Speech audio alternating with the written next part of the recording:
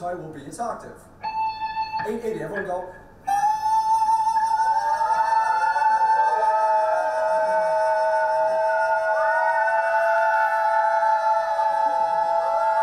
Not bad, okay. You can say, all right, here's the 17th fret, and we want to go up.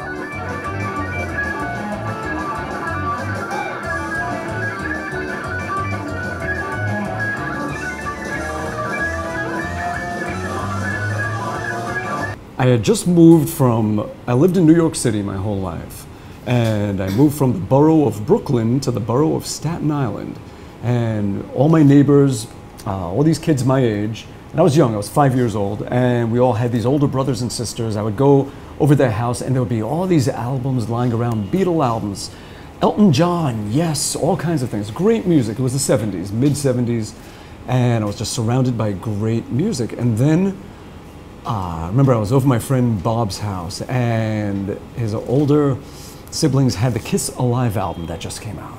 So we put it on, and I still remember it like yesterday. We were sitting on his bunk beds, I was on the bottom bed, and we're just staring at the turntable and the little speakers, and just hearing the audience cheering and screaming, and the energy coming off of that record and that music.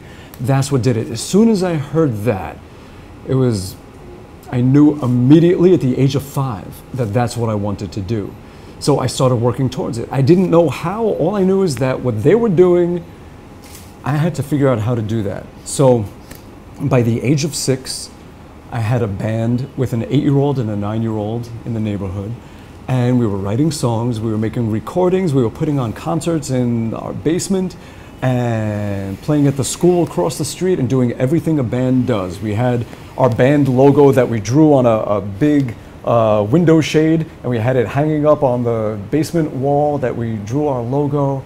And at the end of shows, we had these cups of confetti that we would cut up all day ourselves so that the audience could throw confetti in the air. We did everything a band would do, and we just did it the way children can do it with what children have. We didn't let anything stop us. You know, we said, all right, we have paper, we have scissors, we have cups, we can make confetti for the end of the show. We have cassette players, we have acoustic guitars, we can make recordings. We did whatever we could with what we had. And it was a good lesson to learn. You learn that you don't need what you don't have. A lot of people, they stop themselves because they look at everything they don't have and don't realize how much they do. And if they're just creative and resourceful and use what they have, they can go very far. And it's just what you have is the only launching pad you need, and you can grow from there. So that's what we did. So at the age of 6, started doing it all and never stopped. It was good back then because you had to use your imagination to make things and to do things.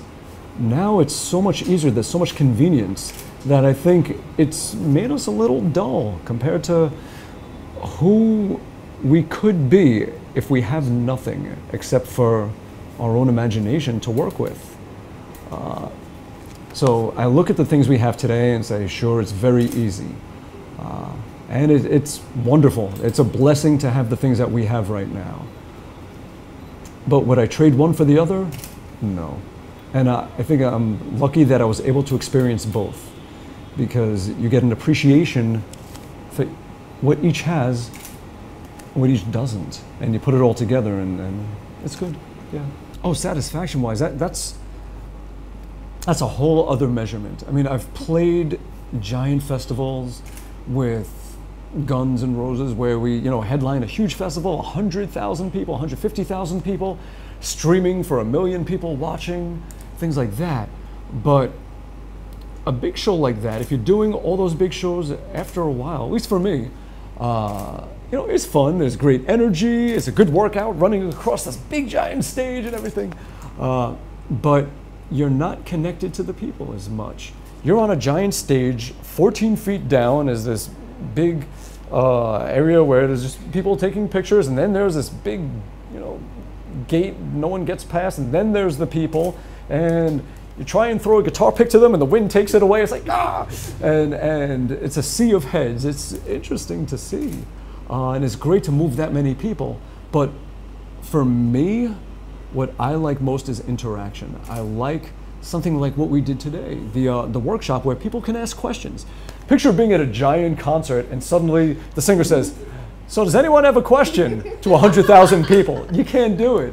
But with, you know, a few dozen people in the room and playing, and someone says, hey, play this song, and you just start playing it, and everyone starts singing, things like that, you feel even more together and more connected, and I love that, and that's what I love about music. So each one, again, has something the other doesn't. For me, what's most satisfying for me is when there's that personal interaction, that personal connection.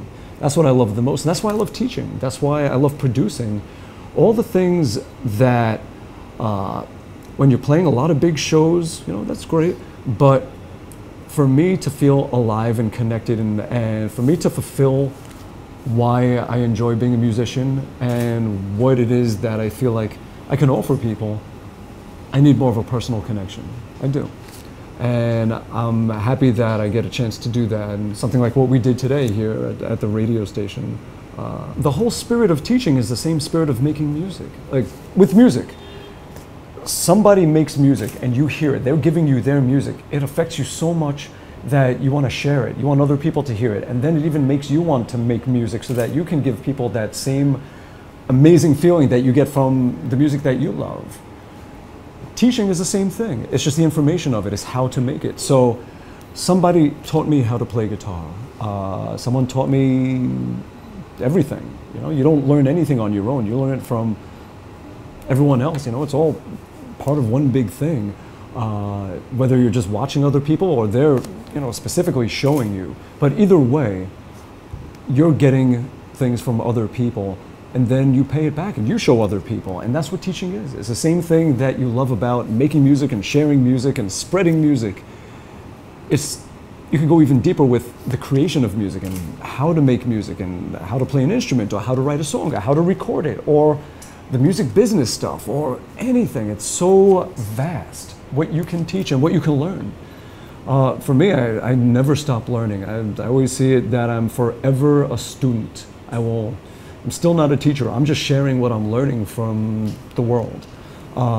So that, to me, teaching is the ultimate spirit of being a musician.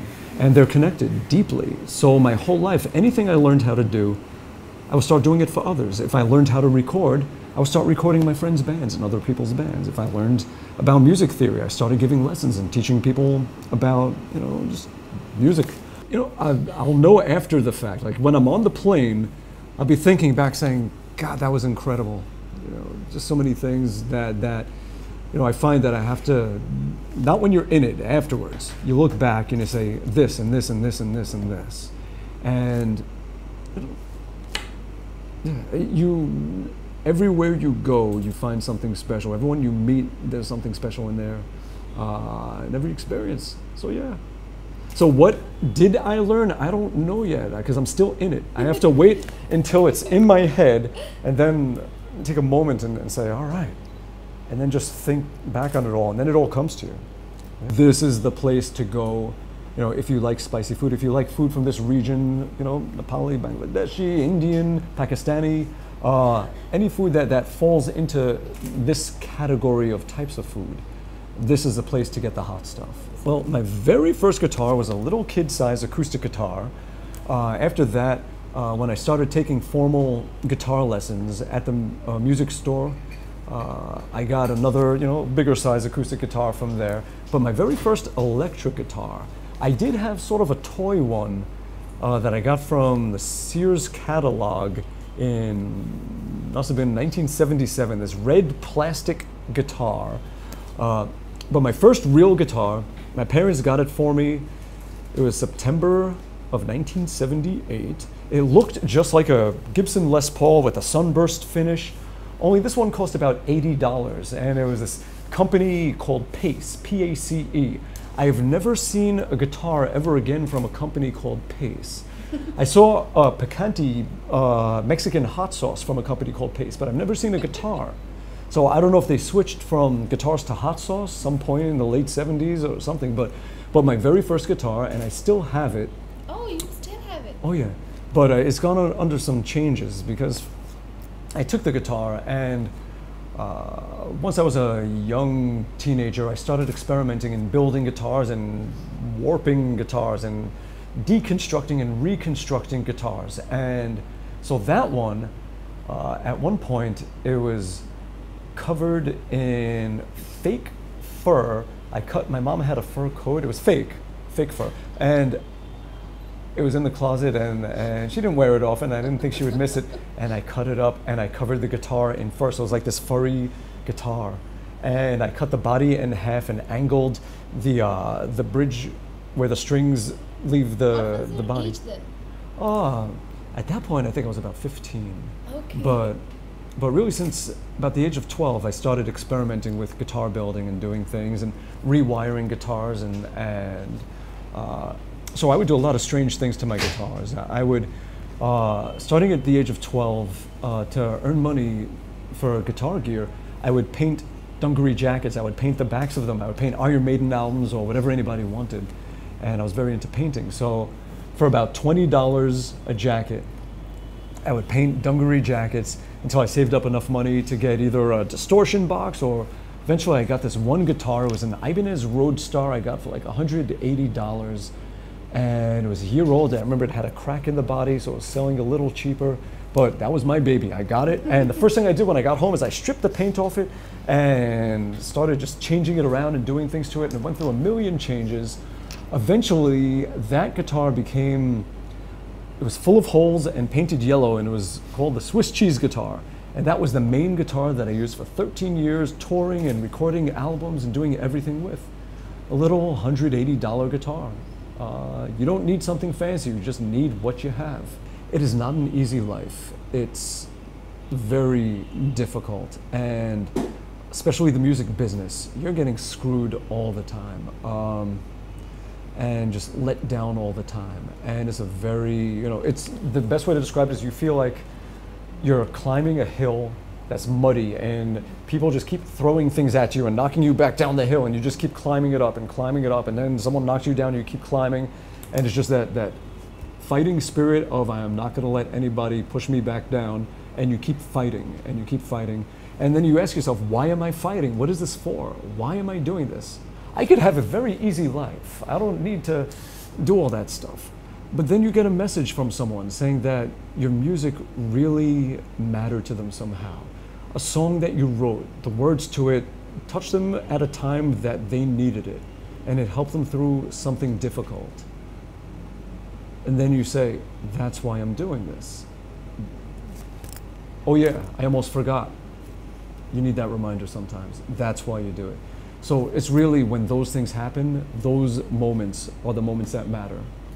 They're the only moments that matter.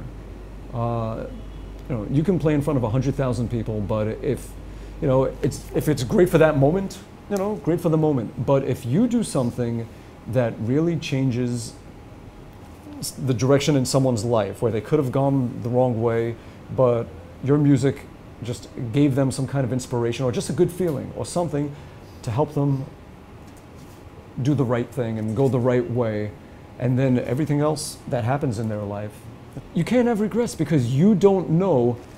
You can't hop onto that parallel universe and say, oh, so that's what would have happened if I didn't do this or if I did that instead.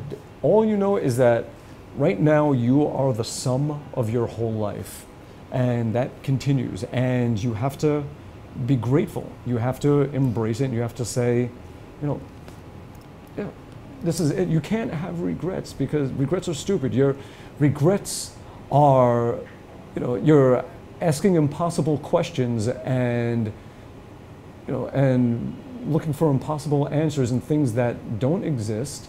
And, really, if you ask those questions, all that means is that you're questioning who you are right now. So it's more like, why am I questioning who I am right now? What am I looking for? What am I missing? What do I need that reminder of?